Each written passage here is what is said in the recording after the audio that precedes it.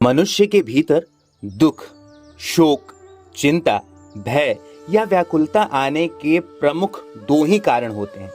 पहला, प्रिय या इच्छित वस्तु, परिस्थिति या व्यक्ति का वियोग हो जाना, या दूसरा, अप्रिय या अनिष्ट वस्तु, परिस्थिति का संयोग या प्राप्ति न होना। इस चराचर जगत में मनुष्य ही एक ऐसा जीव है जिसके भीतर दुख की पीड़ा अन्य जीवों की तुलना में ज्यादा होती है। हालांकि कुछ व्यक्ति विपरीत या प्रतिकूल परिस्थिति में कम प्रभावित होते हैं या उससे जल्दी बाहर निकलकर अपने दैनिक क्रियाकलापों में व्यस्त हो जाते हैं। वे जानते हैं कि अनुकूल प्रतिकूल परिस्थितियां तो सभी के जीवन में आते और जाते रहती हैं। प्रकृति भी समय समय पर बदलने का काम करता है। इन दोनों प्रकार के व्यक्तियों के अलावा कुछ लोग ऐसे भी होते हैं जो काल्पनिक स्थिति का विचार करते रहने के कारण भयभीत होते हैं। जैसे, कल मेरी नौकरी रहेगी या नहीं रहेगी, कहीं मैं बीमार तो नहीं हो जाऊंगा। यह अपने आप में एक बेहद ही बड़ी समस्या है। हिंदू धर्म ग्रंथों का काम है इंसानों और मनुष्यों को इस तरह की परिस्थितियों से बाहर निकालना। इसके लिए हिंदू धर्म में दो प्रमुख ग्रंथ हैं। पहला भागवत गीता और दूसरा अच्छे कर्म और बुरे कर्म को निर्धारित करने के बाद मृत्यु के पश्चात मनुष्य किस जगत में जाएगा, नरक या स्वर्ग, यह निर्धारित करता है गरुड़ पुराण। आज के इस वीडियो में हम आपके कर्मों, मनुष्य के कर्मों और किस प्रकार से जीवन जीने की कला होती है उस पर प्रकाश डालेंगे। लेकिन उसके लिए जरूरी है कि आप इस वीडियो को अंत तक देखें। और हाँ, वीडियो शुरू करने से पहले आप इस चैनल को सब्सक्राइब करना बिल्कुल ना भूलें, ताकि भगवान कृष्ण की कृपा आप पर निरंतर बरसती रहे। भगवान श्री कृष्ण ने गीता में कहा है कि जिस मनुष्य के व्यवहार या क्रियाकलापों से दूसरे मनुष्य उद्विग्न या व्याकुल नहीं होते, या वह स्वयं भी दूसरे मनुष्यों से उद्विग्न नहीं होता, जो सुख, दुख या ईर्ष्या, भय और उद्विग्नता से रहित है, वह मनुष्य मुझे प्रिय है। इस श्लोक में भगवान ने 3 बार उद्वेग के विषय में कहा है। अन्य शास्त्रों में भी 3 प्रकार के ताप या दुख का जिक्र आता है।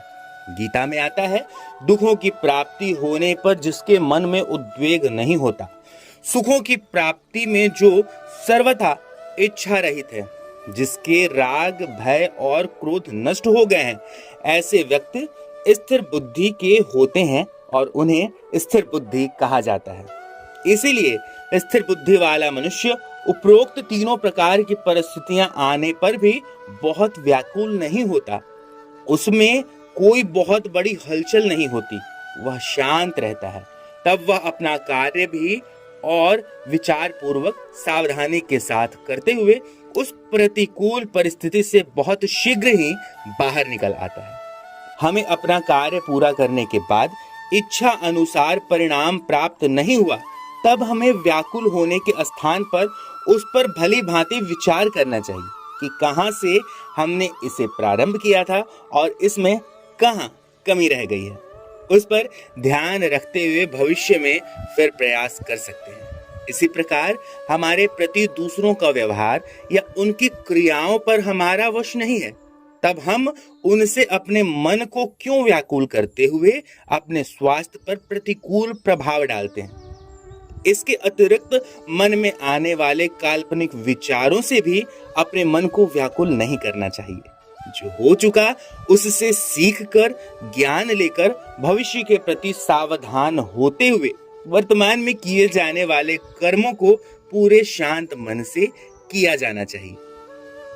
अब बात करते हैं किन कर्मों से लोगों को स्वर्ग की प्राप्ति होती है और कौन से कर्म मृत्यु उपरांत नरक में सड़ने को मजबूर करते हैं। धर्मकांड अध्याय प्रेत कल्प भाग में पक्षी राज गरुण भगवान विष्णु से पूछते हैं, भगवान कैसी आत्माओं को कहाँ स्थान प्राप्त होता है, इस बारे में हमें बताएं।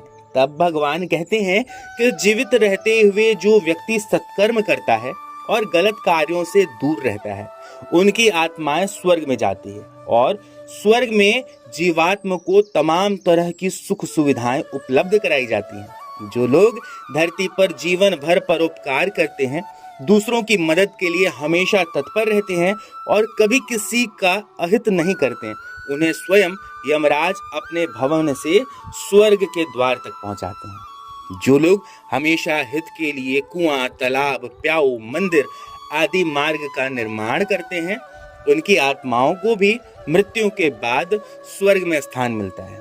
जो लोग नारी का सम्मान करते हैं, कन्या को देवी का रूप मानते हैं, गुरुजनों और माता पिता का आदर करते हैं, आत्महत्या से दूर रहते हैं और प्रकृति द्वारा निहित जीवन चक्र को पूरा करने के बाद जीवन का त्याग करते हैं, उनकी आत्मा भी स्वर्ग में स्थान प्राप्त करती है।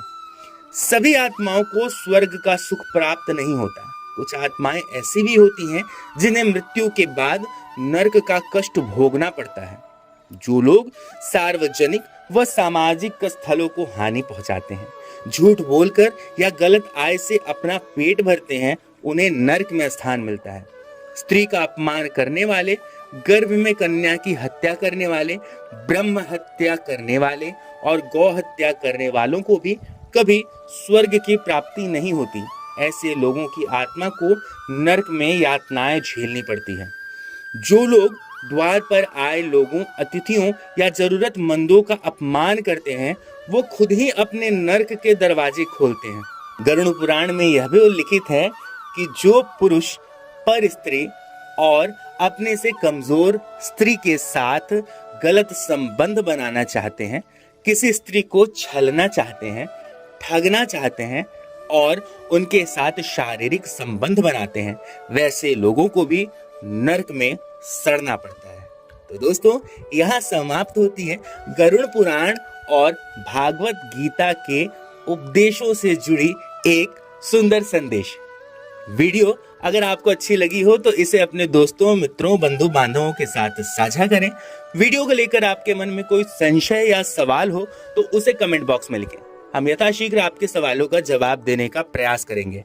और हाँ, जाते जाते इस चैनल को सब्सक्राइब करना बिल्कुल ना भूलें, ताकि भगवान कृष्ण की कृपा आप पर निरंतर बरसती रहे। अब अगले वीडियो तक के लिए दीजिए हमें इजाजत। हमारे सभी साथियों को हरे कृष्ण।